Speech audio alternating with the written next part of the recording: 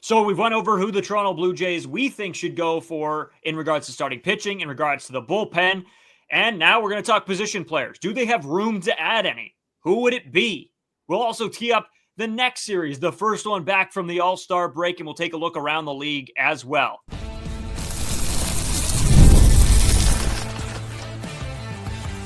You are Locked On Blue Jays, your daily Toronto Blue Jays podcast. Part of the Locked On Podcast Network, your team every day. Welcome back to Locked On Blue Jays. Thank you for making Locked On Blue Jays your first listen every day. We are free and available wherever you get your podcasts and on YouTube. Part of the Locked On Podcast Network, your team every day. Today's episode is brought to you by FanDuel. Right now, new customers can get $150 in bonus bets when your first $5 bet wins. As always, I'm Brayden Iwasko. He's Carter First. You can find us on Twitter, Brayden5Iwasko. Carter First, too, and as well on our main Twitter account, at Locked On Jays. You can follow us on Instagram and TikTok, also at Locked On Blue Jays. And if you're new here to YouTube, make sure you do hit the subscribe button. It helps us out a ton. And we've noticed a lot of you guys have been, but if you haven't already, make sure you do that. If you're coming back and you're watching our videos anyway, it does mean a lot. It's free. You might as well do it. And you get your podcasts, your shorts, your live streams, your videos, live stream coming on the 22nd. So you guys can tune in and watch me and Carter take on the 999 challenge when the Blue Jays face off against the Yankees. It'll be Looney Dog Night. Well, we'll do Looney Dog Night on the stream, I guess. It actually probably would about equate to Looney Dogs. So that's sort of cool. We'll also have each 9 beers, and it will probably not be fun. But Carter, in saying all of that, it's time to take a look at our third and final big board. Talk about who the Toronto Blue Jays should go after in regards to position players. We have a bigger conversation to have in regards to this, but then take a look around the league. You know, what are other teams really looking for? And then a series preview because the Blue Jays will be back in action. So, Carter, I guess let's kick things off with the big board. You can break down who we got on it. Yeah, we got a little bit more of a condensed list here for the position players, and it's mostly because there is not nearly as many on the market, and especially for the Toronto Blue Jays, they have a bunch of guys that are these fringe major league starters. If they're going to go out and make a splash, they're probably going to go out and get somebody with a little bit more star power. So we have some guys with some star power, have some guys that are just having some pretty good years up to this point as well. So you got Marcell Ozuna from the Atlanta Braves, Almer Rosario as well. Then you have Eugenio Suarez. That's probably the biggest guy on this list, this D-backs guy there. Ramon Laureano, that is the Orioles. Harrison Bader, I believe, is on the Twins still. Then you got Josh Naylor, again, D-backs guy, around her, an Orioles guy as well. Tougher with the Orioles once again here is because you are in division. It is possible to get a trade to go through, but it's definitely a lot harder. Like I said, on every episode we've talked about Orioles guys, is that you will have to pay a premium if they are even willing to give you the guys that you do want. The Orioles probably not even just starting pitching. That's the only thing that really makes sense to me. And the Toronto Blue Jays in their system, they got some top end starting pitchers, but they don't really have the depth that the Orioles would probably want. So we'll have to see kind of what happens there. Can they make something happen? For sure they can. It just depends how much they want one of those guys over there. Brayden, is there anyone on that list or maybe even off the list that you brought in by yourself that you think the Toronto Blue Jays might be in talks with? Well, I want to start it here. Okay, so I'm going to bring back the big board up here. Eugenio Suarez. This is a guy, and I cannot say his name right ever, so I know in the comments I'm going to hear about it, but I just, for some reason, it just does not compute in my head. But in saying that, I know Carter's laughing at me right now. He is a guy that every team wants. He has the pop at the dish. He is a guy that every single team that wants more hitting is going to go after. He is a absolute stud. I had him on my fantasy team until I had to make a trade for a starting pitcher. I got Spencer Strider out of that, so let's go. But I don't think at the end of the day, this is a move the Toronto Blue Jays should or will make. I don't think that they're going to be in on him because I think the price is going to be hefty. And I just don't think that it's something that could work out. Give me Harrison Bader. He's a guy that I like. He's an outfielder. He's not going to be this unbelievable player that's going to come in and break the team and he's going to, do everything possible and whatever. But I think he's a very solid addition. A guy with 11 home runs this season that I think is a good option. I think you can put him in the field. You can put him off the bench. You can sort of use him in a couple different scenarios. Now, again, do I think that this is a move the Toronto Blue Jays should do. I still don't know. I don't know if they need another position player, Carter. I honestly believe that this team has so many of those, what you call, the fringe starters, that I'm a little bit concerned that they're going to go out and pay a ton of money for a guy that by the playoffs might not even start. And that is a fine line that this Toronto Blue Jays organization and management team is going to have to walk. Is this player going to be important enough to this team that they're going to start in game one of the playoffs? And that's not just talking about starting pitching. That's talking about position players as well. Whose spot are they taking? I don't know. It's a tough thing. I look up and down this list and that's the guy I'm drawn to, but I still don't know if it's the right option. Yeah, I've asked for the D-backs guys. I mean, absolutely would love to have him on the team. Like, I don't know, like you have to be in on him, obviously. Like Josh Naylor, free agent this year, as well as Eugenio Suarez. Like Suarez has 31 home runs, I believe 80 RBIs. Like George Springer has 16 home runs. Like we're going to be doubling the home run total at the third base position. I know you have Barger, you have Ernie Clement platooning, but if you get Eugenio Suarez, I don't think anyone's going to give a crap about who you're platooning. Yeah. Your platoon is Eugenio Suarez. That is exactly who your platoon is. But when we look at, there's multiple things that we could look at here. Number one thing is the Toronto Blue Jays needs. Yes, they could definitely use a power hitter. I think every team could use a Eugenio Suarez. Every team could use a Josh Naylor. But is it that massive thing? Is it the one glaring need on this Toronto Blue Jays team? If you were going to ask me what that was, that would be starting pitching or the bullpen, especially here for the Toronto Blue Jays. And there's another thing just about the Eugenio Suarez and Josh Naylor stuff that I want to go into. Before I go into some of my guys that I think the Toronto Blue Jays might be in talks with, is when you look at Eugenio Suarez, you look at Josh Naylor, any team would love them. And that is exactly why every team is going to be in on them. And every team is going to be calling the D-backs about Eugenio Suarez, about Josh Naylor. And it's teams that have better prospect systems than us, have more assets to give away, and also just have greater needs at those positions. Like you look at, I just went over the American League here just to kind of look at what the Toronto Blue Jays would be going up against for the last little bit. This isn't even including the National League. So this is, again, a bunch of different teams from there, especially if you're looking at pitching wise. Again, the Naylor and Suarez thing, like the Dodgers will probably be in there. The Padres might be in on some guys like that. The Brewers, who knows? They could be active. The Cubs, another team. The Cubs probably looking for more pitching. But there's so many NL teams that, I didn't even go over. But I'm going to focus on the AL here. One team that needs a third baseman desperately is the New York Yankees. And we looked at it with the Jazz Chisholm moving over to second base. Look at DJ LeMahieu, a guy that has led the major leagues in batting average, has been the batting average leader. He's not on the team anymore. So there's a glaring hole for the New York Yankees at third base. They are going to be aggressive for Eugenio Suarez. If you ask the Yankees fans, they already have him on the roster. When you look at the prospect pool there, not a great prospect pool. They would have to give up everyone that's worth anything if the Yankees want to pull Eugenio Suarez. A team that I think, if they really want to make a splash here, would make a lot of sense to look at the D-backs, so they could pair a power slugger with a starting pitcher, and that would be the Detroit Tigers and how dominant that team has been up to this point. They were in on Alex Bregman in the offseason.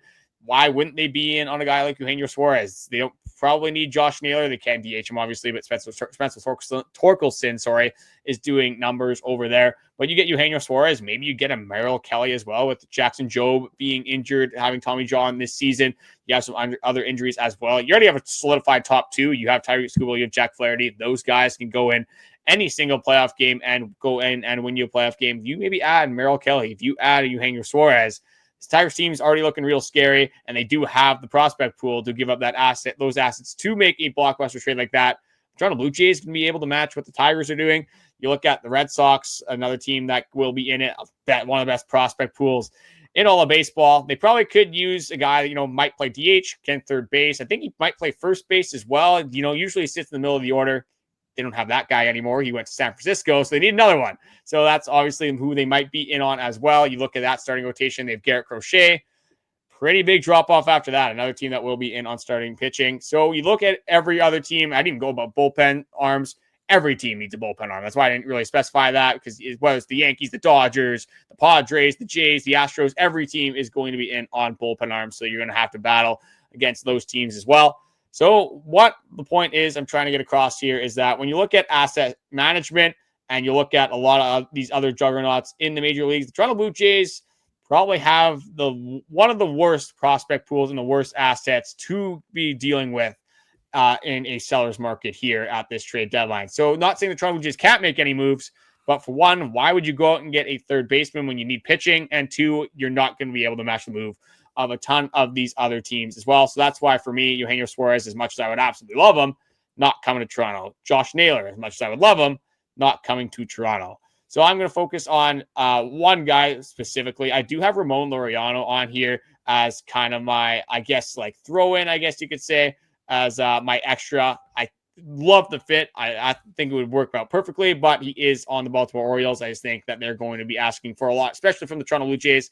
And I don't think that necessarily makes a ton of sense, but this is a guy that you could throw in right or left field instead of George Springer or Anthony Santander. It hits 959 or has an OPS of 959 against right-handed pitching. So that would be a guy that you would mostly platoon. Can use him in some instances against lefties as well, but probably not going to go as well for you. And has a cannon of an arm. Imagine having Aston Barger and Laureano in the outfield. That would be a fun display and a horrific display, or at least a terrifying instance for base runners that do come to Toronto. But the guy that I am going to focus on, and I think really the only hole offensively for the Toronto Blue Jays here when you have Anthony Santander coming back, Daulton Varsho, which we will get into as well. But for me, it's Ahmed Rosario, and it's the only issue on this team that I can see, and it's not an issue right now. It's because David Schneider is doing a very good job at doing this, but it's one more bat against left-handed pitching. Ernie Clement, like I said, is Barry Bonds against lefties. You might use Aston Barger down the stretch, but probably not. Nathan Lucas isn't going to be a guy that you use either. Obviously, Vladdy, Bo, Santander, when he comes back, will be hitting against these lefties. Daulton Varsho, again, you probably keep him in the lineup here, but not a matchup that you necessarily love. So I think there is still some opportunity for the Toronto Blue Jays to come out and add a guy that can hit that left-handed pitching. Ahmed Rosario has done that throughout his career. A 750 hitter just in general, so that is very nice to see. But his slash line against lefties this season is he's hitting 305 with a 341 on base, a 500 slugging for an OPS of 841. So that would be a very nice platoon piece to add. You would have to give up some assets for this. It wouldn't break the bank whatsoever. It might just be like an 8, 9, 10 prospect. Not all of them, but maybe one or two of those type of caliber ones. Maybe another throw in somewhere kind of down the line. Sort of similar to what the Astros did with Will Wagner in that Yusei Kikuchi trade, kind of that prospect. That would be sent the other way. But for me, in the grand scheme of things, as we've just went over this entire thing, not the biggest need for the Blue Jays. Would it be nice? Absolutely. Whether it is Harrison Bader having a good year, whether it is Laureano, whether it is Ahmed Rosario, whether it's someone we didn't even bring up. If it is a platoon hitter, it definitely can be helpful, but I don't think that's where the Toronto Blue Jays are going to be putting their priorities. No, and that's exactly what I was getting at earlier, right? And again, is it a good idea to trade away prospects for a guy that either may not play in a starting series in the playoffs or just a bench bat? Are you willing to give that up? Or are you willing to go and spend for something that maybe you don't necessarily need? I don't know. I think all of these pieces could be better allocated to the pitching. And I think that's where this team needs help. And don't get me wrong, I wouldn't hate getting a bat, but I think it just all depends on the cost here. And, we can make all the assessments and assumptions and, well, we want this guy or that guy, or we think this would do better. Well, we're not in those meetings. We don't know exactly what's going on behind scenes, behind closed doors. So I think this is going to be a little bit of a shocking one. I feel like it might end up being a move that really nobody expects when it comes to a bat. So again, I would keep an eye out for that. It might shock you. It might not be the guy you necessarily want. I mean, like I said, I want Harrison Bader. He wants Ahmed Rosario. But at the end of the day, probably it won't be either of those guys. And it'll be somebody else that just shocks us. And we might be happy. We may not be. But at the end of the day, if I said a ton that I wanted some D-backs pitching. Well, if you can make a four-player deal happen with the D-backs in regards to Suarez and Mitch Keller, or not Mitch Keller, Merrill Kelly and Zach Gallen and all those guys for just Trey Savage, then okay, maybe we can get that done. I'm just kidding. It's been a hectic little time here in regards to trades.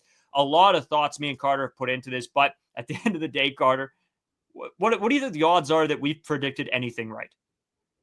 I think we'll get one of the bullpen arms right. I think that's kind of where we'll be. We'll get one of those high leverage guys right. I don't think the Blue Jays are going to make this massive trade in starting pitching. I do think they are going to get a starting pitcher.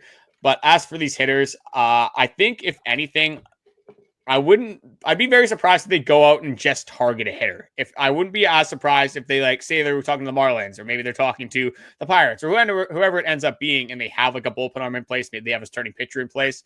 They're like, hey, well, we already have this kind of in place. How about that guy? What's that guy kind of doing? And how much would it cost for you guys to throw him in there as well? So I don't think that they're necessarily going to go out. They will be calling teams and doing their due diligence, obviously. But as a priority thing, I don't think they're going to go out and be like, oh, we got to give up assets for that guy specifically. I don't think there's, there's probably is a few guys, but there's not one guy that this team absolutely needs. Oh, we need this guy for the rest of the season, or we're not going to be able to move on. It's not that pressing of a need. It's only going to be, there's only going to be a move if Ross Atkins thinks he's getting good value for something. Is kind of the way I want to sum this up. But there is a take circulating online that I definitely want to go over, but I will save that for the second segment. Didn't really bring this up to you. I think I brought it up in a previous episode, or maybe before in our episode plans, but obviously I will reveal it to you as well as the other people after this short break. Today's episode brought to you by FanDuel. You guys know I'm a big sports bettor. I love it, and FanDuel is the best place to do that. With summer sports in full swing, whether you're all about baseball under the lights, golf on the greens, or high-stakes soccer action, FanDuel is the best way to make every game even more exciting. When it came down to the home run derby, I had Cal Raleigh winning it, and big shocker there. The home run leader in the league wins it all. So I got a nice payout from that. I did bet on the All-Star game. That did not pay off. I said no run in the first inning, and then it just sort of tanked my whole parlay. So that was unreal as well. You're already following the action. Why not make it even more thrilling with FanDuel? You can get in on the game while your friends are getting sunburned at the beach, or do a little bit of both. Bet at the beach. Why not? New to FanDuel, new customers can bet just $5 and get $150 in bonus bets if your first $5 bet wins. Open the FanDuel app today or visit FanDuel.com to get started. All right, dude. I know you're about to throw something just ridiculous at me. It's going to be some take. I'm going to have just a cringy reaction, and then we're going to move on our merry way. So tell me, is this a serious question, or are you just pulling my leg here? See, you think you know me, and you do pretty well, but if I was going to do something like that, it'd be a third segment thing. You're right. This does have some seriousness to it, and I'll just go over the take. So some people are worried that if the Jays make a move, it's going to disrupt the team's chemistry, and all of a sudden that the offense is just not going to be able to hit baseballs anymore. Maybe the pitching will go awry. People are going to be upset if the Toronto Blue Jays, go in and add somebody else to this lineup, to this dugout, and to this locker room. My response to that, there's a bunch of things that I want to say to that specifically. But the number one thing is, if you bring in, say we'll use Eugenio Suarez as an example, because we just talked about it. If you brought in Eugenio Suarez to this team, who in the world is going to be mad at that? Who is oh, no, we got a guy that's going to hit probably 45 home runs this year into our locker room, but I'm pissed off. Oh, no. Because now Will Wagner doesn't get at-bats. Oh, God damn it. I cannot stand this. It doesn't make any sense whatsoever.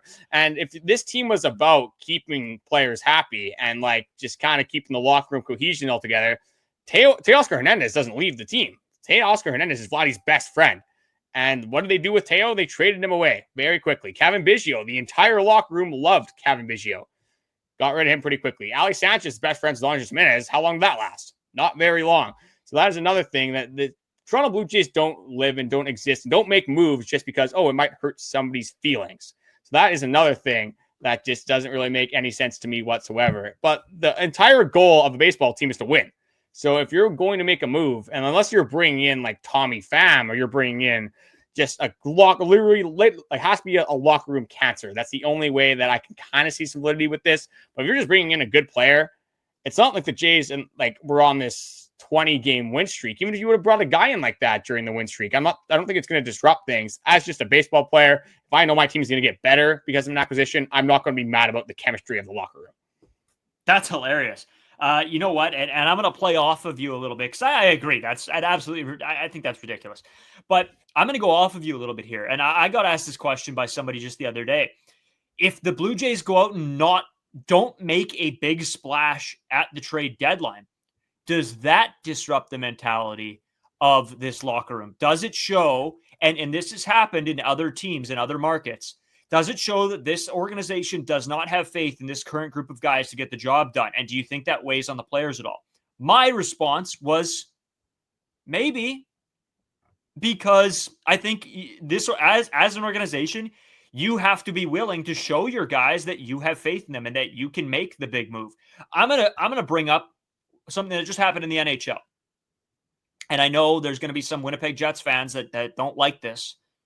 By not making the big move, the big splash, they got bounced. And I think maybe one more addition possibly could have saved that from happening.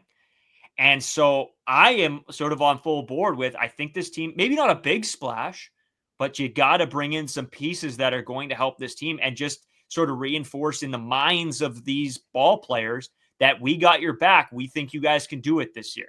And it's just a mentality thing, Carter. I don't even care about, whatever.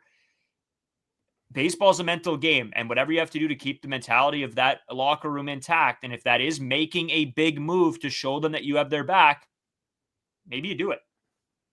Yeah, like I said, adding talent to a roster isn't going to hurt it whatsoever.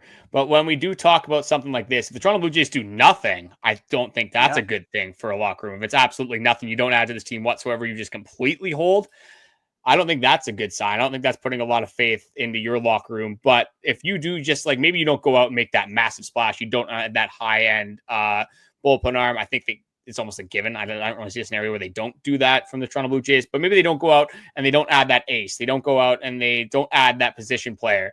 I think the way the offense in the locker room is right now, especially with John Schneider and the way he's been able to man that locker room and be on the player's side, I think the players right now are more than comfortable, especially with Anthony Santander coming back, especially with Daulton Varsho coming back, saying, hey, our offense has been very good this first half of the season. Lose anybody, so why would it get any worse? I think that's a very confident bunch right now in that clubhouse.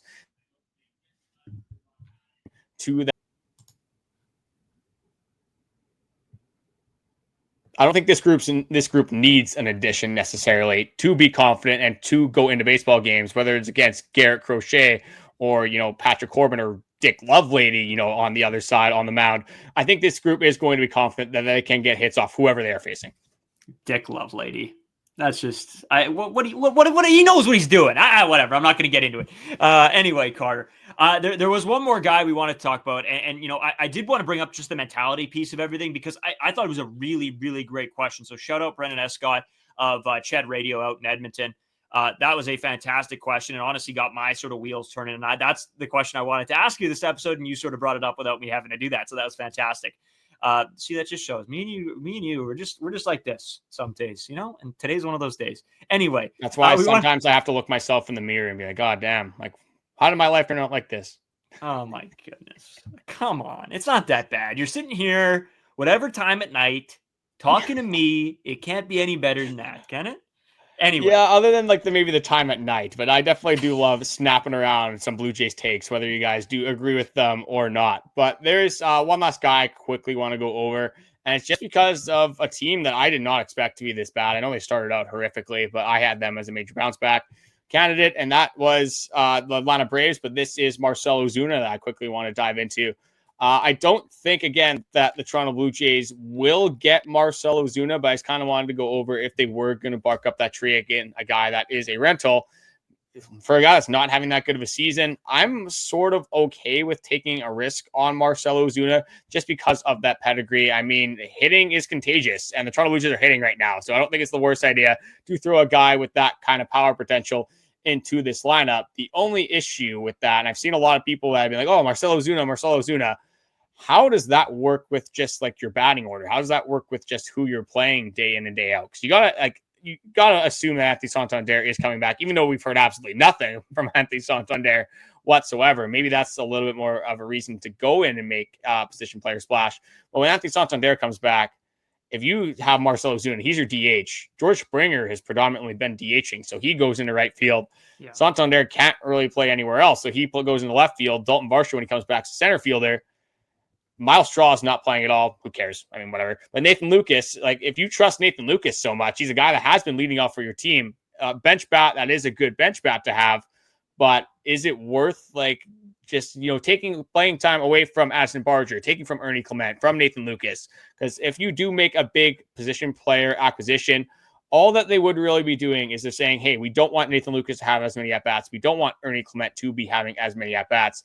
So the last thing that I will say on this, kind of even looping back Harrison Bader and Ramon Laureano into this, is that are those guys even significant enough of upgrades compared to Ernie Clement, compared to Nathan Lucas, to go out and give up assets for some of these guys? Marcell Ozuna, for sure, I think you could say is better than Ernie. But with his production this season, which if the Toronto Blue Jays are like, hey, we can figure out Marcell Ozuna for sure. I think if you can get that guy on your baseball team, it's not going to hurt, right? Like I just said a million times, adding talent isn't going to hurt. But how much of an upgrade are you going to get for how much you are giving up? It's going to be an equation that Ross Atkins is going to have to figure out. Carter, I will say, I don't think you take playing time away from Addison Barger or Ernie Clement with that move. I think you say, hey, these two guys have been excellent, and as great as Nathan Lucas has been, I just don't think that's sustainable. I think Ernie Clement is much more sustainable. And in saying that, you play George Springer, whatever, Anthony Santander, flip them fields, whatever you want to do at that time, that's fine. You have Daulton Varsho in center. You have Marcell Ozuna in the DH, or whoever it is. We'll say Marcell Ozuna for this scenario. Then you go Addison Barger at 3, Ernie Clement at 2. You go Bichette at short, Vladdy at 1, Alejandro Kirk behind the dish. And in a team that's making a playoff run, I don't want to hear Andres Gimenez's name said aloud. I think you have to admit that Ernie Clement is your second baseman as of right now, and Addison Barger is your third baseman. And that's if a move like this does happen. But to me, I would much rather have and soak the fact that Nathan Lucas doesn't get at-bats and Andres Gimenez doesn't get at-bats. And just, hey, Addison Barger's got a cannon at 3. Ernie Clement is great defensively and can slug lefties. I'm sort of okay with that, to be honest with you. I'm sort of on board. I don't see a world where John Schneider goes, as much as he probably loves Ernie Clement. Ernie Clement has been very good this season, where he goes, hey, Andres, take a seat on that bench. I know we just made a trade for you, and you're one of the best second basemen defensively in the league. We're just not going to give you the playing time, which I'm not an Andres Gimenez guy, so I don't mind it either. And I've been very open about that on the podcast. But with just how good he is defensively, with that stability he does provide you defensively, I'd have to be an absolute idiot not to at least acknowledge that. Like Andres Gimenez, there is some value in Andres Gimenez, and that's always the take that I've had on him. It's just the bat is just very horrendous to watch at some times. Yeah. So at this point, if that is a trade that you are going to make, I think that kind of shows hey, we don't really need Andres Gimenez to produce that often. He's probably going to hit 9 in the order pretty much every single scenario if you were going to go out and get Marcell Ozuna. But that it just plugs up your entire order. If Andres Gimenez is playing 2-bag, you have pencil-ins all over your order other than that third base, and that's Ernie Clement, that's Addison Barger. How do you rotate other guys in? So I think that is, again, it'd be a question for John Schneider and this front office to answer, but I just don't necessarily love the fit because, Nathan Lucas will be coming off the bench. You're sacrificing defense, and this team loves defense. You have Anthony Santander whenever he does come back, if he does come back, playing in right field every single day. That's not going to be a fun scenario. So I just thought it was a nice little hypothetical, and I just got one quick hypothetical that I'm going to throw over to you. Don't need an in-depth response on this whatsoever, but it's just if the Jays, in this hypothetical, they go out, they get Eugenio Suarez. Perfect. You got a third baseman, you got another power hitter in this lineup. I don't even care about the return. I don't care what they gave up, but that's it. Just Eugenio Suarez. How are you feeling as a Toronto Blue Jays fan if they would just add Suarez at this trade deadline, not even touch the pitching staff? Oh, man. I hate to say it, but good enough a little bit, because I think, again, you have a pitching staff that by committee could maybe get the job done. Again, you don't have that one guy that 100% is going to go out there and be lights out, but maybe you get the job done by committee. Maybe you have Scherzer out of the pen. You have Eric Lauer out of the pen, and your pen's stacked. If a guy ain't having his day, you flip it to the pen quick, and then you rock with Berrios, Bassitt, and Gauzer. I'm not maybe thrilled, but I'm also unbelievably happy that you did get Suarez, and I think that is an unbelievable move. I don't think this is going to happen anyway, but I think I'm okay with it. Like, not thrilled, but I'm okay with it.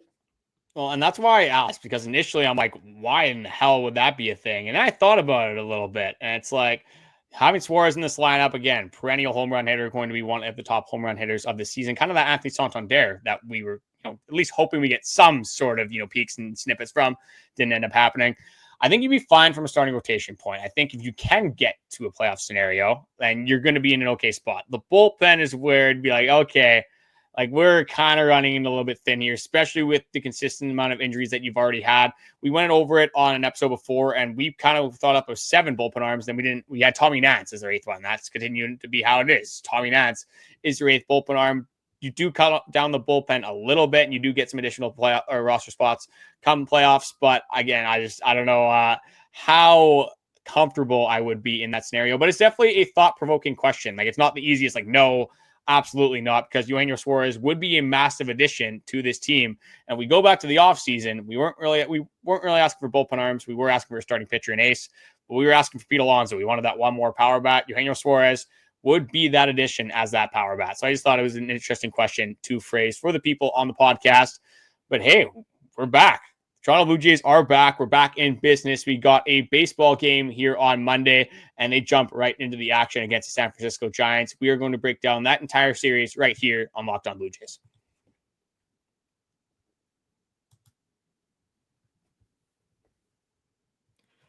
Not gonna lie to you, dude. I'm a little scared. I think the Giants are a wagon, and I think this is going to be a very tough series for the Toronto Blue Jays. But I think listen, the Giants pitching order hasn't been posted as of right now. So Carter did try to do a little bit of breakdown to find out who it was going to be for the Giants, at least on their end. So Carter, who do you got for us in this one? See, I think what would make the most sense, I haven't really thought about like who pitched on the Friday, like how that kind of works for the rotation.